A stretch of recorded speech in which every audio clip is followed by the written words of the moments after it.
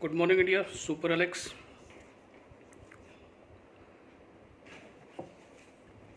जैसा कि अभी एमडी सर का लाइव सेशन चल रहा था, सभी लोग एमडी सर को सुन रहे थे। मैं समझ सकता हूँ, थोड़ा समय लीजिए, आप लोग आराम से धीरे धीरे कनेक्ट हों, फिर हम अपनी बातचीत शुरू करेंगे। पुष्कर जी जुड़ चुके हैं, super Alex sir, Jakki Khan ji super Alex, Deepak Vatsi super Alex, Rishabh Sahu ji, Uday Mechu ji super Alex, Amarnath Jha super Alex sir. एक बार जानना चाहूँगा किसी भी लीडर से कि एक बार थोड़ा संकेत दें, क्या मेरी आवाज़ आप तक क्लियर आ रही है?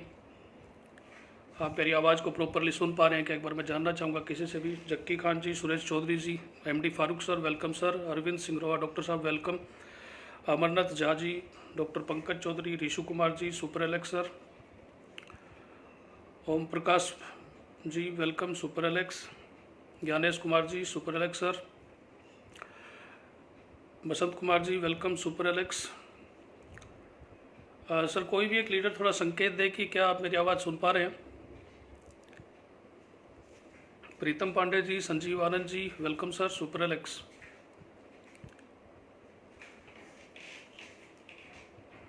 Suresh Chaudhary ji welcome sir, Haniwalia ji welcome sir super Alex. Pritam Pandey ji, ठीक हूँ सर, बढ़िया, बिल्कुल आपके सामने हूँ, सुरक्षित। Preeti ji, Rishabh Sahu ji, Pradeep Chaudhary ji welcome sir super Alex.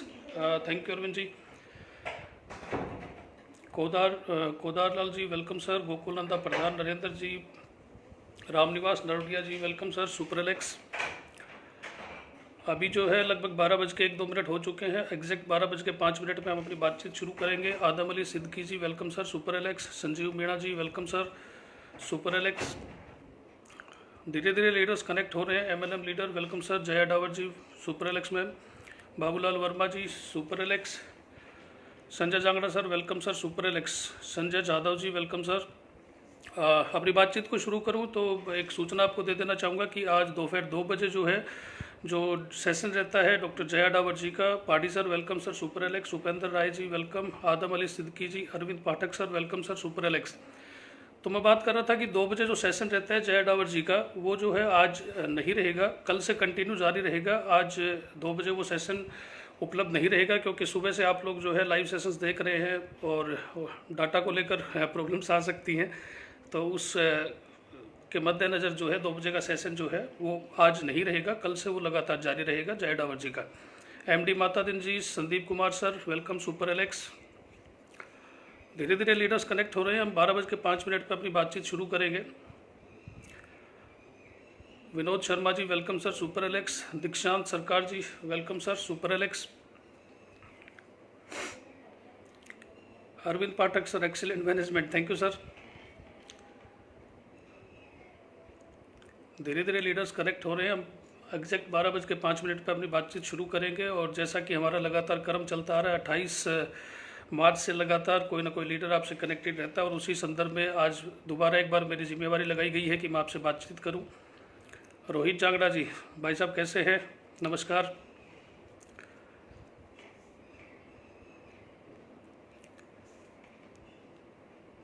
तो इसी क्रम को मैं जारी रखते हुए आज मैं आपके साथ कुछ देर बातचीत करूंगा और लगभग रोजाना 12 बजे हमारा और आपका जो है ये सफ़र जारी रहेगा, हमारी बातचीत जारी रहेगी। मैं अलग अलग विषय के ऊपर जो मैंने कलेक्ट किए हैं लगातार 14 अप्रैल से अब तक, मैं बहुत अच्छे अच्छे लीडर से बहुत कुछ सीखा हूं और वो आपके साथ मैं शेयर करूंगा आने वाले आगे के जो हमारे सेशन रहेंगे उसके अंदर। Arvind Rana ji welcome sir super Alex.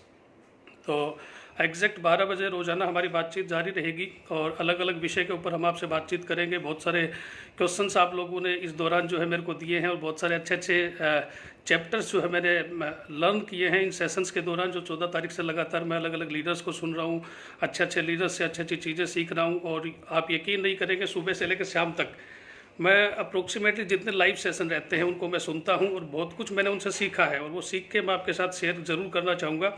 Sharanjeet जी, Naresh Kumar ji, PM Raj ji welcome sir super Alex. तो जो भी मैंने इस दौरान सीखा है वो बातचीत मैं आपके साथ करूँगा और अपनी बातचीत में शुरू करूँ उससे पहले फिर एक बार आपको क्लियर कर देना चाहूँगा कि मैं कोई भी बात ऐसी नहीं बोलता जो मेरी अपनी है।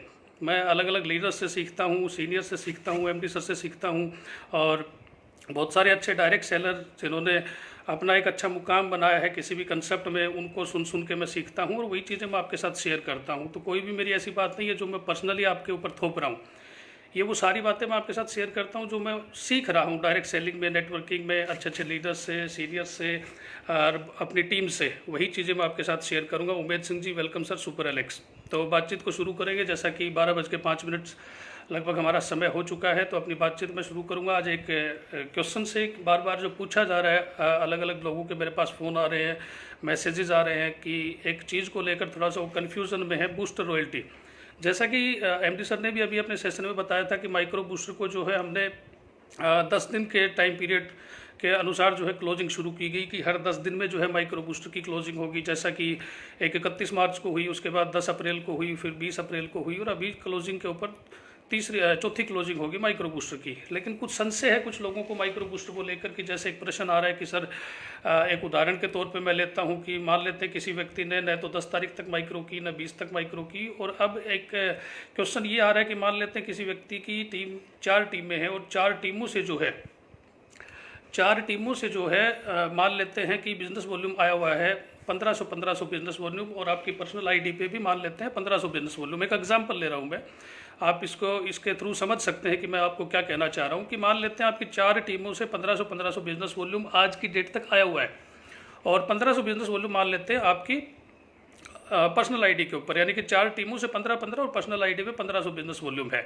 और यदि आप माइक्रो बूस्टर रॉयल्टी करना चाहते हैं तो केवल 500 बिजनेस वॉल्यूम और आप करते हैं 4 टीमों से और पर्सनल आईडी पे 500 बिजनेस वॉल्यूम करते हैं, तो भी आपकी क्लोजिंग के ऊपर माइक्रो बूस्टर रॉयल्टी मानी जाएगी।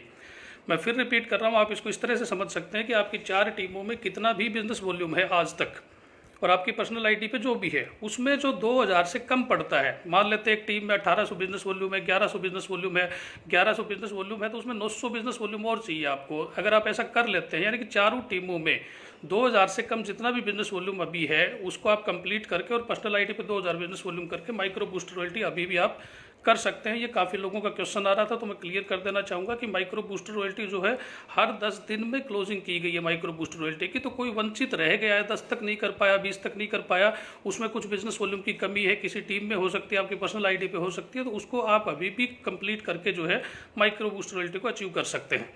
तो अब हम अपनी बातचीत शुरू करेंगे। मेरे ख्याल से ये क्वेश्चन जितने भी लोगों को था क्लियर हो गया है, और फिर भी कुछ लोग जो अभी लाइव देख रहे हैं, कुछ अभी हमारे साथ लाइव कनेक्टेड नहीं है। मैं समझ सकता हूं कि सुबह से जो है वो लाइव सेशन लगातार देख रहे हैं, जिसकी वजह से डाटा को लेकर इशू हो सकता है। तो जितने लीडर मेरे को सुन रहे हैं, प्लीज़ मेरी उनसे रिक्वेस्ट है कि अपनी टीम में इस मैसेज को कन्वे करें, इसको क्लियर करें कि माइक्रो बूस्टर रॉयल्टी किसी कारणवश कोई 10 तारीख तक, 20 तारीख तक नहीं कर पाया है तो अभी भी उसमें जितने बिजनेस वॉल्यूम की कमी है उसको पूरा करके माइक्रो बूस्टर रॉयल्टी को अचीव कर सकता है। यानी कि उसकी माइक्रो बूस्टर रॉयल्टी में जो भी बिजनेस वॉल्यूम कम पड़ रहा है वो अब क्लोजिंग तक भी अगर वो करता है तो वो माइक्रो बूस्टर रॉयल्टी क्वालिफाई माना जाएगा। तो आज की हम अपनी बातचीत शुरू करते हैं। आज जो है मैं कुछ 2-4 चीज़ें आपके साथ डिस्कस करूंगा जो मैंने 14 तारीख से लेकर अब तक अलग अलग लीडर्स को सुना, बहुत अच्छा मुझे लगा, उनसे मैंने उन चीज़ों को निकाला, कुछ थोड़ा सा और उनके ऊपर स्टडी किया और फिर मैं आपसे बातचीत करने के लिए आज हाजिर हो गया हूँ। तो बातचीत शुरू करेंगे। 2-4 टॉपिक जिनके ऊपर मैं बात करूंगा कि पहला टॉपिक है कि सपने में और खरीदे हुए सपने में क्या अंतर है। यानी कि किराए का सपना होता है और एक खुद का सपना होता है। अब किराए के सपने में और खुद के सपने में क्या अंतर है उसके ऊपर बात करूंगा मैं आज आपसे। दूसरा विषय जो मेरा रहेगा वो रहेगा कि आत्मविश्वास और अहंकार, दोनों में ज़्यादा डिफरेंस नहीं है, लेकिन दोनों में मतलब दूरियाँ बहुत बड़ी बड़ी आ जाती हैं जब तरीके से हम इनको समझेंगे। तो दूसरा जो टॉपिक रहेगा मेरा रहेगा कि आत्मविश्वास और अहंकार में क्या अंतर है, उसके ऊपर हम बात करेंगे। तीसरा जो रहेगा लक और प्रैक्टिस, भाग्य, कि मेरी किस्मत में नहीं लिखा, मेरी किस्मत अच्छी नहीं है, ऐसे ऐसे शब्द कई लोग प्रयोग करते हैं। तो किस्मत में यानी कि लक में और आपकी प्रैक्टिस में यानी कि आपके टैलेंट में या आपकी वर्किंग में क्या फ़र्क है उसके ऊपर हम बात करेंगे। और चौथा जो टॉपिक रहेगा जिसके ऊपर मैं आज आपसे बात करूँगा वो बात करूँगा विश और विल, यानी कि एक तो होता है कि आपकी इच्छा है और एक होता है इरादा है। इच्छा और इरादे में कितना फ़र्क है इसके बारे में आज मैं आपसे बातचीत करूंगा। तो सबसे पहले अपने पहले टॉपिक के ऊपर आपसे बातचीत शुरू करूंगा, और जहाँ तक मैं समझता हूँ कि जितने लीडर्स हमारे साथ कनेक्ट होने थे वो हो चुके हैं, तो हम अपनी बातचीत को आगे बढ़ाएंगे। पहली चीज़ जिसके ऊपर मैं आपसे डिस्कस करना चाहूँगा, ड्रीम यानी कि सपना और किराए का सपना, इसमें क्या फ़र्क है। मैक्सिमम लोग डायरेक्ट सेलिंग में इसलिए फेल हो जाते हैं, जहाँ तक मैंने देखा है, जहाँ तक मैंने एक्सपीरियंस लिया है, जहाँ तक मैं बड़े बड़े लीडर्स के संपर्क में आया, उनसे मैंने जाना है कि मैक्सिमम लोग डायरेक्ट सेलिंग में इसलिए फेल हो जाते हैं क्योंकि वो अपने सपनों के साथ डायरेक्ट सेलिंग में एंटर नहीं करते, किराए के सपनों के साथ डायरेक्ट सेलिंग में एंटर करते हैं। अब पहले अंतर समझते हैं कि अपने सपने में और किराए के सपने में क्या अंतर है। एक सपना कोई भी व्यक्ति देखता है तो जहाँ तक मैं समझता हूँ उसका सपना जो है दो चीज़ों को लेकर बनता है। पहला सपना उसका जो ड्रीम वो देखता है वो दो चीज़ों को लेकर बनता है कि एक उसकी प्रॉब्लम होती है, कोई समस्या, और उस समस्या के साथ जुड़े होते हैं इसके इमोशंस। जैसे एक एग्जांपल लेता हूँ कि एक व्यक्ति है, उसके ऊपर एक परिवार की जिम्मेवारी है, 2 4 5 लोग उसके परिवार में हैं, उनको संभालना, उनका अच्छे से पालन पोषण करना, ये एक जिम्मेवारी है। और जिम्मेवारी ही जब निर्वाह नहीं हो पाती तो वो समस्या होती है, और उस समस्या को फिर इमोशंस के साथ जोड़ दिया जाए कि यस, मुझे जो है एक मेरा दायित्व बनता है, एक मेरी नैतिकता बनती है कि मेरे फैमिली के जो सदस्य हैं उनको लेकर जो भी ज़रूरतें हैं, उनकी जो भी आवश्यकताएं हैं उनको मैं पूरा करूं। और इन दोनों चीज़ों को मिलाकर यानी कि प्रॉब्लम और इमोशन, इन दोनों को मिलाकर एक सपना बनता है। और सपना हो सकता है किसी का 20,000 का हो सकता है कि 20,000 रुपये आ जाए तो मैं मेरी फैमिली को अच्छे से चलाऊं, किसी का 40,000 का हो सकता है, किसी का 1 लाख का हो सकता है, किसी का सपना एक अच्छे घर का हो सकता है, किसी का सपना एक अच्छी गाड़ी का हो सकता है। वो सपना खुद का है, यानी कि जो उसके प्रॉब्लम और इमोशन को मिला के बनता है वो सपना एक व्यक्ति का व्यक्तिगत ड्रीम है, उसको हम बोल सकते हैं सपना है। जैसे मैं सोच के चलूँ कि मेरा एक सपना है कि मेरे पास एक अच्छा घर हो, मेरे पास एक अच्छी गाड़ी हो, मेरे बच्चे एक अच्छे स्कूल में पढ़ाई करें, मेरे बच्चों को जो है एक अच्छी लाइफस्टाइल में दे सकूँ, ऐसा मेरा सपना है। इस सपने में मेरी प्रॉब्लम्स भी हैं कि यानी फैमिली की प्रॉब्लम्स को सोल्व करना, प्लस मेरे इमोशंस भी हैं। प्रॉब्लम्स और इमोशंस को मिला के जो बनता है वो आपका सपना है। अब किराए का सपना क्या होता है उसको समझते हैं। किराए का सपना ये होता है कि मान लेते हैं कि एक व्यक्ति डायरेक्ट सेलिंग में एंटर करता है और पहले दिन वो किसी एक लीडर से टकराता है, और उस लीडर के पास एक अच्छी गाड़ी है, अच्छे सूट बूट उसने लगा रखा है, उसका लाइफस्टाइल अच्छा है, और उसको देखते ही एक व्यक्ति ये सोचने लग जाता है कि मेरे को इस जैसा बनना है, मेरे पास जो एक बहुत अच्छी गाड़ी जो इसके पास है ऐसी एक गाड़ी मुझे लेनी है, इसी की तरह जो है सूट बूटेड जो है लाइफस्टाइल मेरा होना चाहिए। यानी कि उसको देखकर अपना एक ड्रीम तैयार करता है।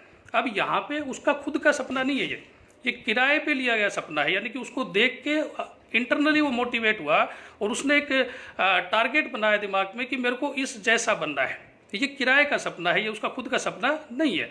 और मैक्सिमम लोग डायरेक्ट सेलिंग में इसलिए फेल हो जाते हैं क्योंकि उनका खुद का कोई सपना नहीं होता। ज़्यादातर लोग, अप्रोक्सीमेटली अगर मैं बात करूं तो 90% लोग जो है किराए के सपनों के ऊपर डायरेक्ट सेलिंग में एंटर करते हैं, और इसलिए कभी भी वो पूरे नहीं हो पाते क्योंकि किराए का जो सपना है उसके प्रति कभी आदमी सीरियस नहीं हो सकता।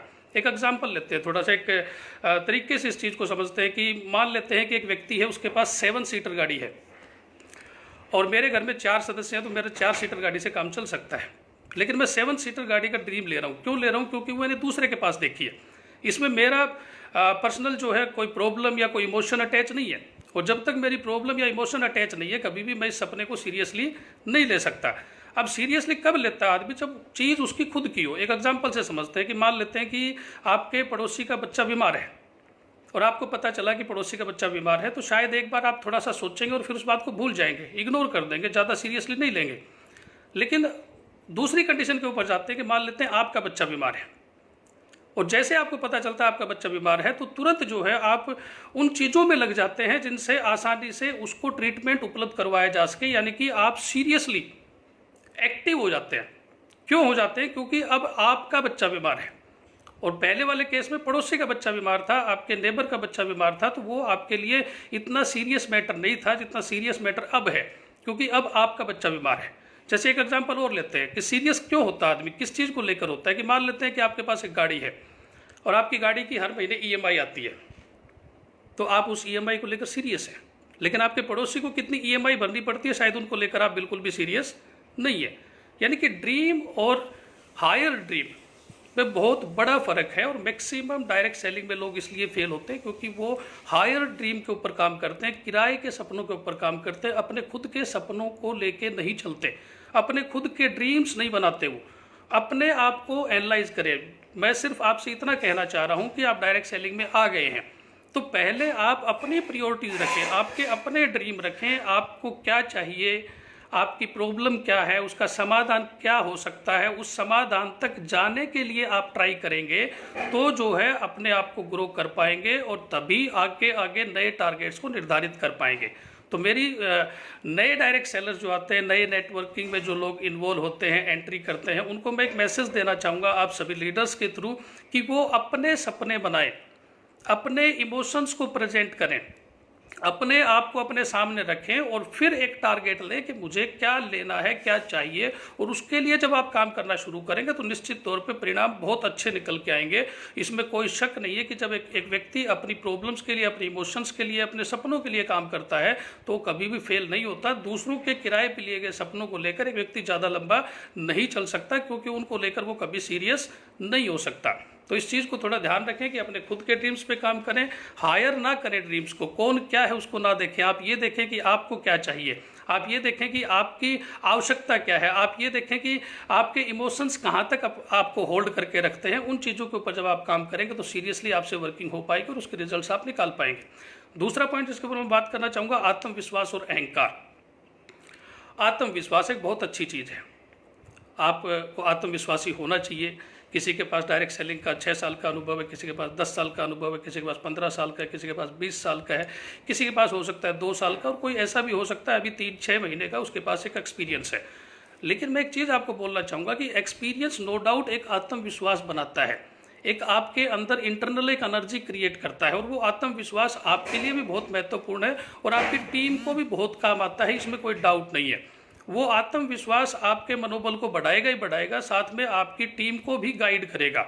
लेकिन वो तब तक गाइड करेगा जब तक वो सिर्फ आत्मविश्वास के तौर पर आपके अंदर रहेगा, जब तक वो एक माप है, एक पैमाना है, उस पैमाने तक वो आपके अंदर रहेगा, तभी उसके ऊपर वर्किंग हो सकती है। लेकिन ये आत्मविश्वास बहुत जल्दी अहंकार में परिवर्तित हो जाता है। मैंने बहुत सारे लीडर्स को देखा है, मैं फिर आपको रिपीट कर दूं कि मेरा पर्सनल इसमें कोई व्यू नहीं है, मैं अलग अलग लीडर्स को सुनता हूं, सीनियर्स को सुनता हूं और नेटवर्क मार्केटिंग के बहुत धुरंधर खिलाड़ियों को सुनता हूं, उनसे जो चीज़ें सीखता हूं वही मैं आपके साथ शेयर करता हूं। आत्मविश्वास अहंकार में बदलते हुए देर नहीं लगती। अहंकार में जब ये बदल जाता है तो बहुत घातक सिद्ध हो जाता है, और इसकी घातकता का मैं सिर्फ एक चीज़ से आपको थोड़ा संकेत देना चाहूँगा कि अहंकार एक ऐसी चीज़ है जिसको अगर एक लाइन में मैं आपको समझाना चाहूँ तो कई बार ऐसा होता है कि सूखी लकड़ी के साथ गीली लकड़ी भी जल जाती है। मैंने देखा ऐसा, और आपने भी देखा होगा कि सूखी लकड़ियों के साथ कुछ गीली लकड़ियां डाल दी जाएं तो वो भी जल जाती है। जब हमारा आत्मविश्वास अहंकार में बदल जाता है तो निश्चित तौर पे हम तो खत्म होते ही होते हैं, हमारे साथ साथ बहुत सारे नेटवर्किंग में जो एक बहुत अच्छा कुछ कर सकते हैं, बहुत बड़ा कुछ कर सकते हैं, अपने आप को सिद्ध कर सकते हैं, ऐसे कुछ लोगों को भी हम खत्म कर देते हैं जब हमारा आत्मविश्वास जो है अहंकार में बदल जाता है। आत्मविश्वास होना चाहिए, लेकिन अहंकार बहुत घातक चीज़ है।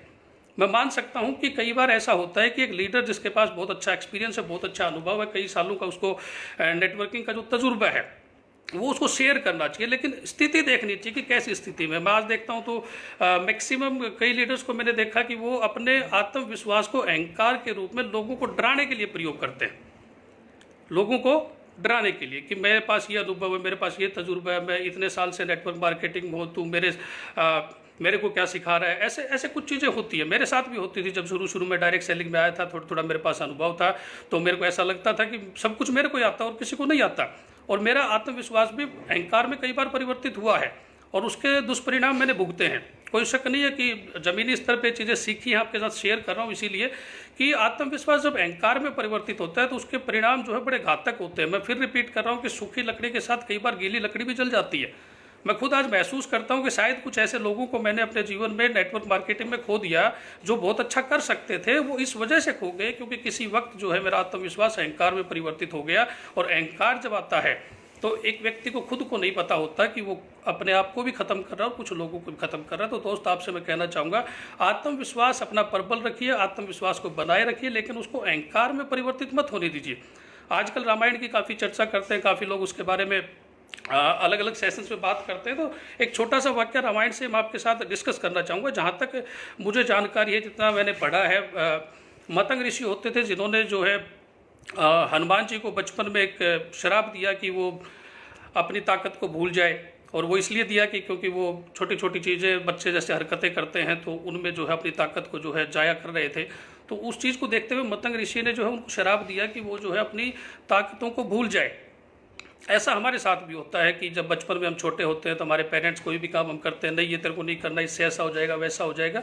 उनको पता होता है कि उनके बच्चे में टैलेंट है, उनके बच्चे में ताकत है, लेकिन उनको ये भी पता होता है कि इस वक्त उसको थोड़ा सा कंट्रोल करना जरूरी है, इस वक्त उसको थोड़ा सा रोकना जरूरी है। सही समय आने पे जो है ये इन चीज़ों का प्रयोग करे तो ज़्यादा बेहतर है।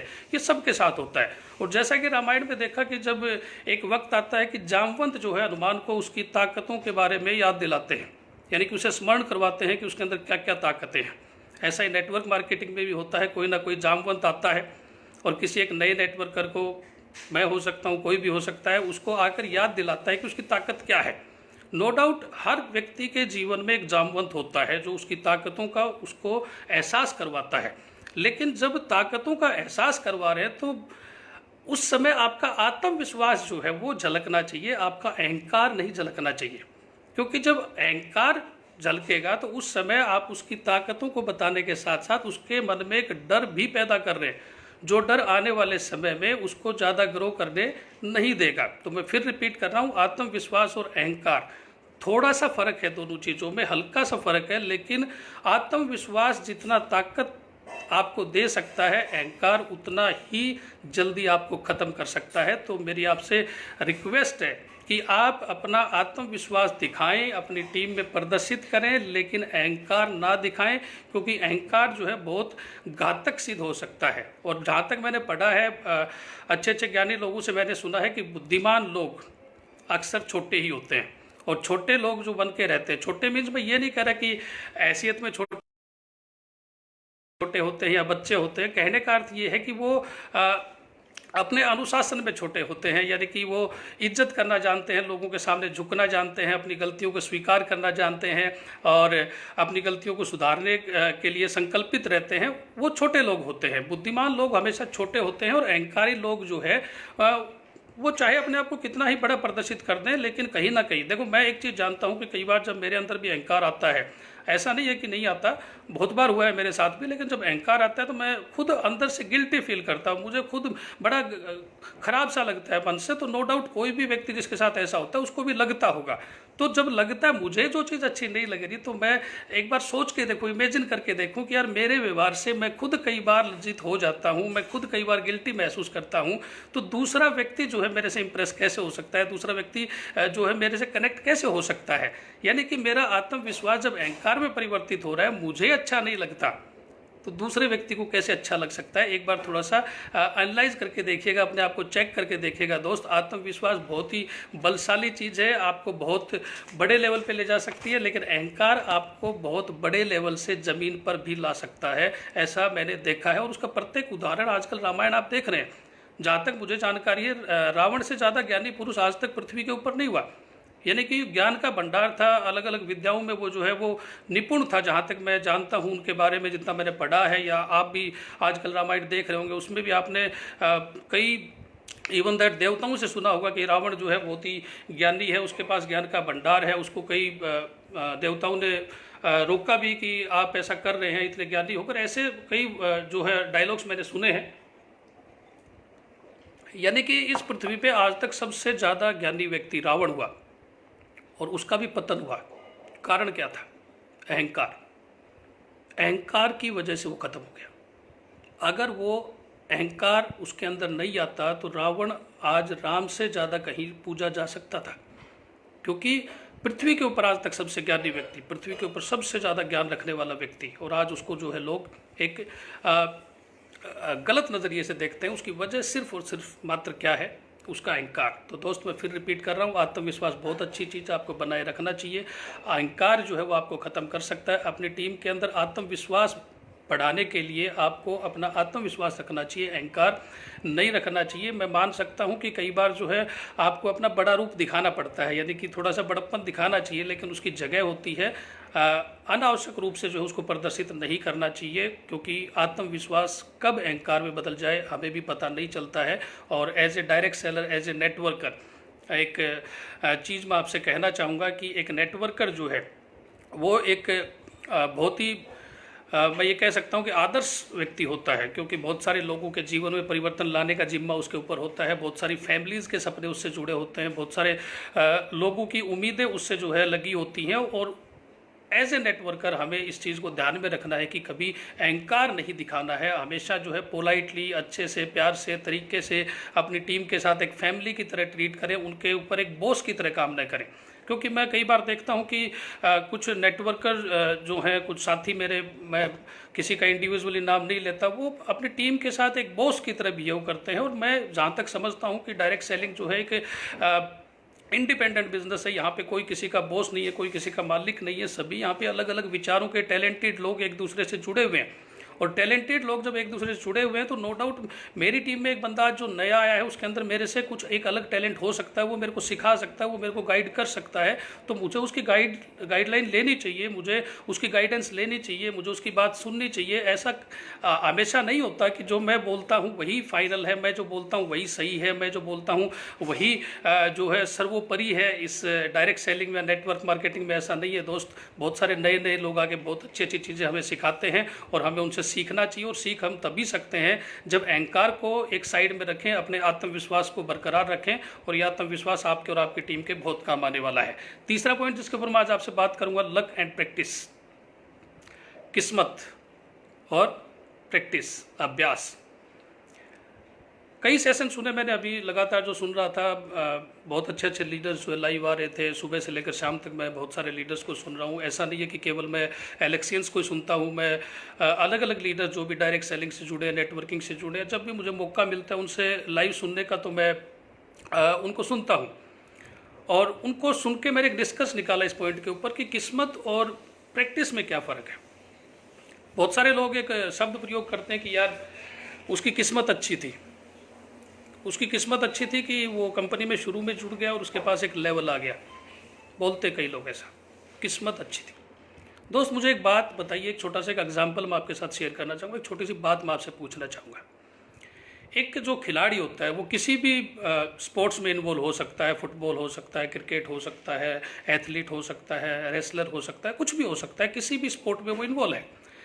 एक खिलाड़ी जो है रोजाना 8 से 10 घंटे प्रैक्टिस करते हैं, 8 से 10 घंटे, 10-12 साल लगातार। एक व्यक्ति, ध्यान से समझिएगा जो बात मैं आपसे कहना चाह रहा हूँ, कि एक खिलाड़ी है वो किसी भी क्षेत्र से जुड़ा है, किसी भी खेल से जुड़ा है, वो रोजाना 8 से 10 घंटे अभ्यास करता है और 10-12 साल तक लगातार करता है। किस चीज़ के लिए? किसी भी एक बड़ी स्पर्धा में, किसी भी एक बड़े कंपटीशन में, एक गोल्ड मेडल के लिए।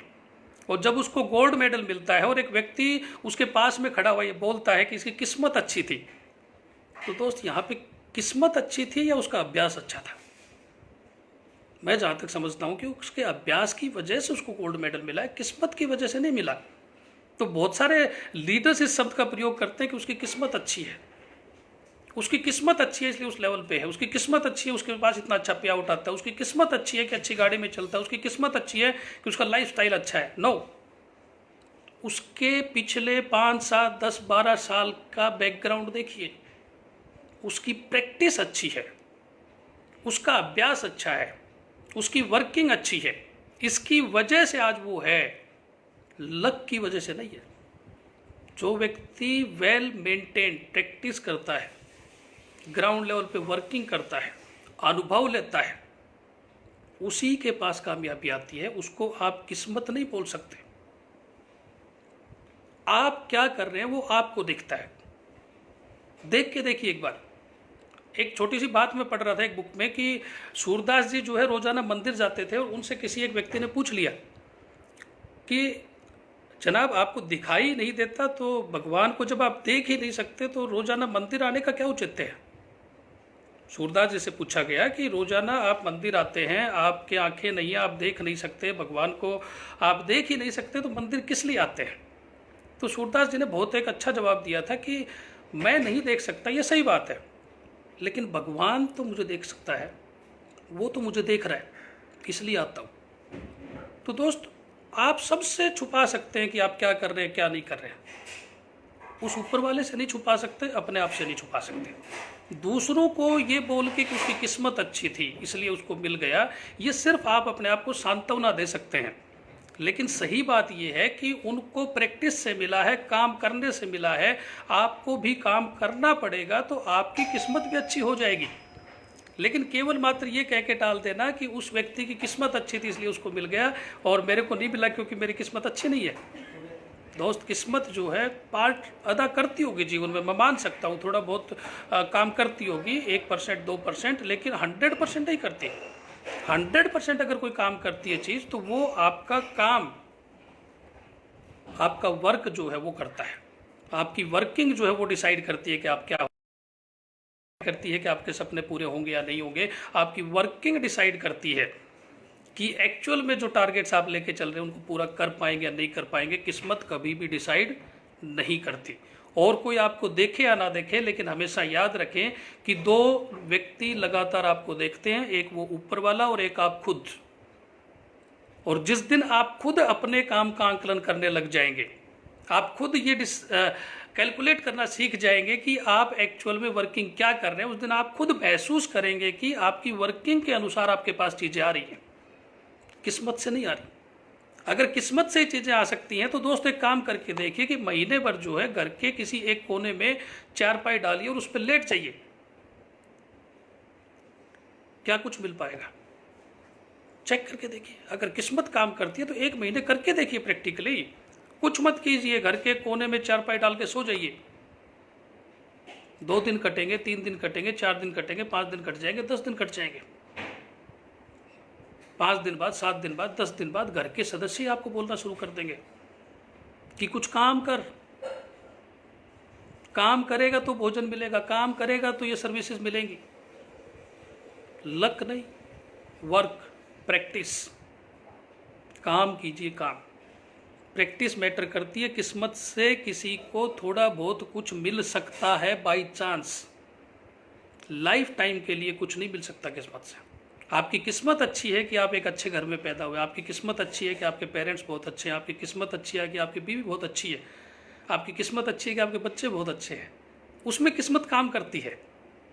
बट आपका सपना एक बड़े घर का है, सपना एक बड़ी गाड़ी का है, एक अच्छी लाइफस्टाइल का है, तो वहाँ पे किस्मत नहीं, आपकी प्रैक्टिस काम करेगी, आपका वर्क काम करेगा।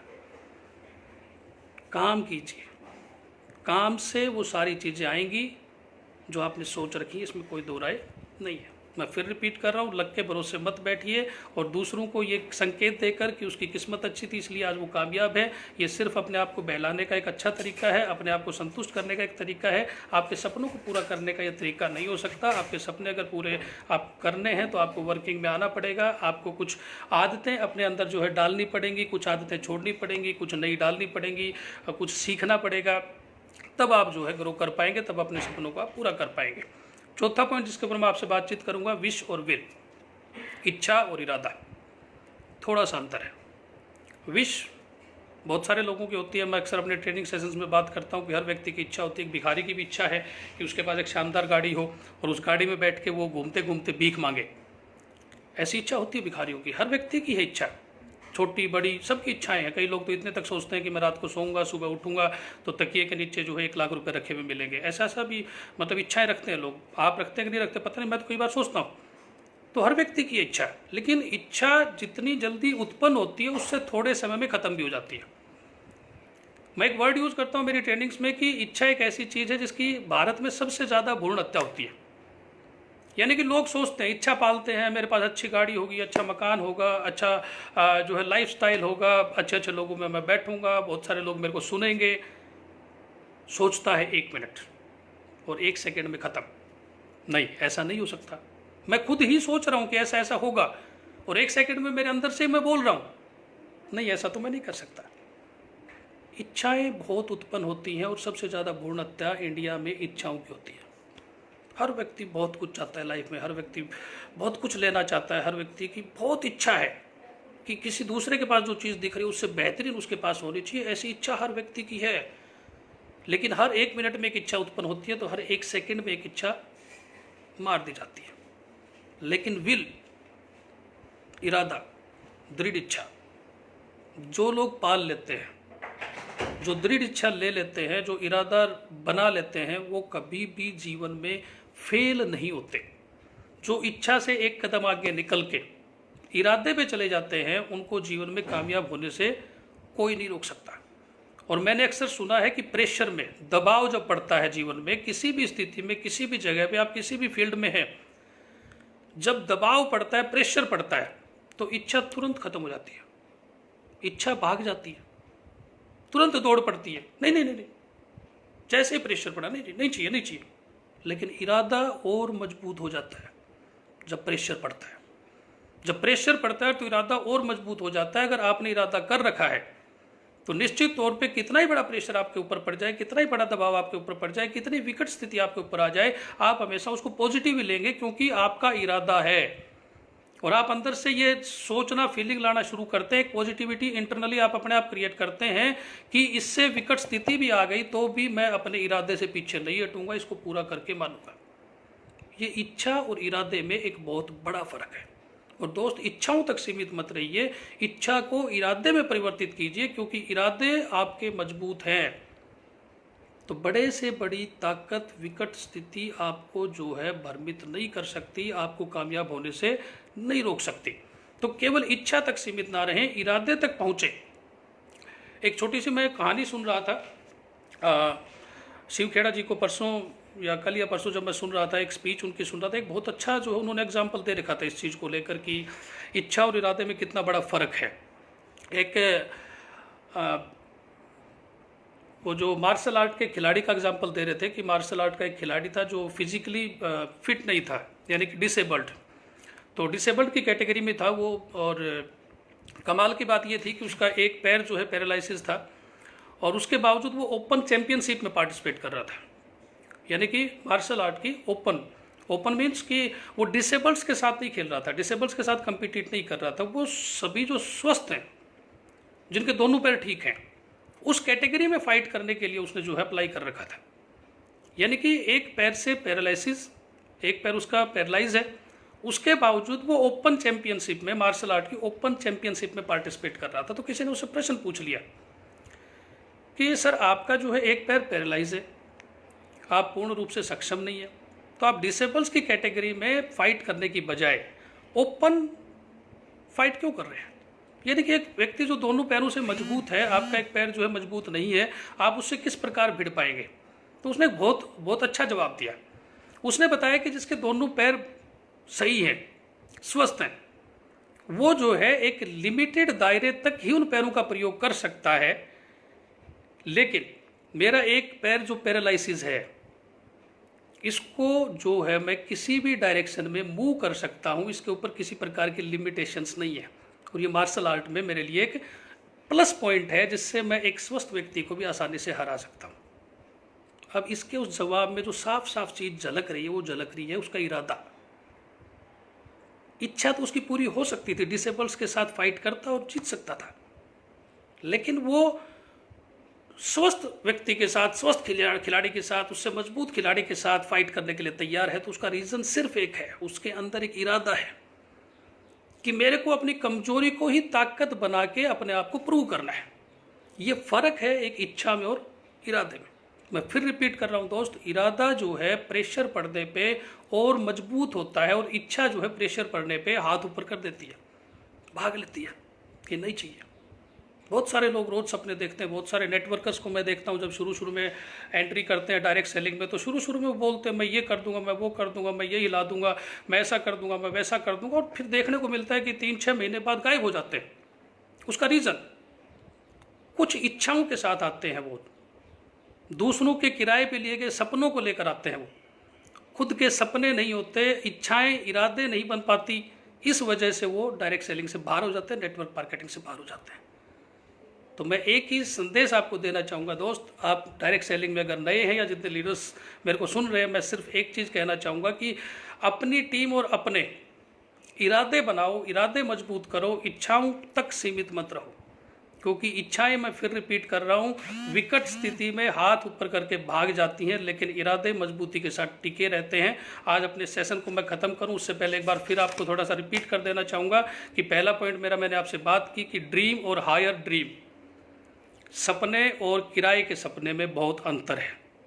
किराए के सपनों के साथ स्ट्रगल मत कीजिए, मैं उस जैसा बन जाऊंगा, उस जैसी गाड़ी ले लूँगा, उस जैसा मकान ले लूँगा, नो, ये किराए का सपना है। आपका अपना सपना होना चाहिए जिसमें आपकी अपनी प्रॉब्लम सोल्व हो जाए, आपके अपने इमोशंस सोल्व हों, और उन सपनों के साथ जब आप उतरेंगे तो नो डाउट कभी भी आप पीछे नहीं हटेंगे, आप 100% कामयाब होंगे। एक व्यक्ति पीछे सिर्फ इसलिए हटता है क्योंकि वो किराए के सपनों पे काम कर रहा हो, तो किराए के सपनों को लेके कभी सीरियस नहीं हुआ जा सकता। अपने खुद के सपने होंगे, आपके खुद के इमोशंस होंगे, आपके खुद के प्रॉब्लम्स के सॉल्यूशन आपके पास डिजाइंड होंगे, तो आप कामयाब हो सकते हैं, उनको लेकर आप सीरियस हो सकते हैं। दूसरा पॉइंट मैंने आपसे बात की, आत्मविश्वास और अहंकार। गंभीरता से लेना दोस्त इस बात को कि आत्मविश्वास एक बहुत महत्वपूर्ण चीज़ है जो आपको मजबूत बनाती है, आपकी टीम को मजबूत बनाती है, लेकिन कभी भी अपने आत्मविश्वास को अहंकार में परिवर्तित मत होने देना, क्योंकि मैं फिर रिपीट कर रहा हूँ, कई बार सूखी लकड़ी के साथ गीली लकड़ियाँ जल जाती हैं।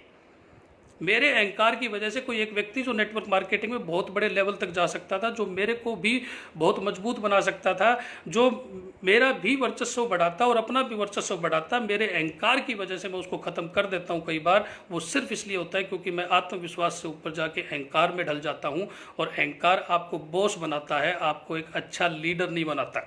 और बॉस डायरेक्ट सेलिंग में नहीं होते। डायरेक्ट सेलिंग इंडिपेंडेंट बिजनेस है, यहाँ पे बिजनेस पार्टनर्स होते हैं, टीम होती है, यहाँ पे एक दूसरे से सीखना होता है, एक दूसरे को सिखाना होता है, और इसी प्रोसेस की वजह से हम रोजाना ग्रो करते हैं।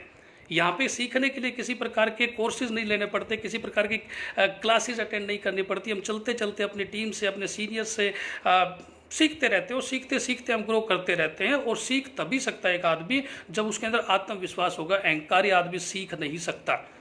तो कभी भी अपने अंदर अहंकार पैदा न होने दें, क्योंकि अहंकार, आप अगर आत्मविश्वास के साथ एक बड़े लेवल तक पहुंच गए हैं तो अहंकार आपको कुछ घंटों में उससे नीचे गिरा देगा। तो इसलिए आत्मविश्वास को बरकरार रखें, अहंकार से दूर रहें।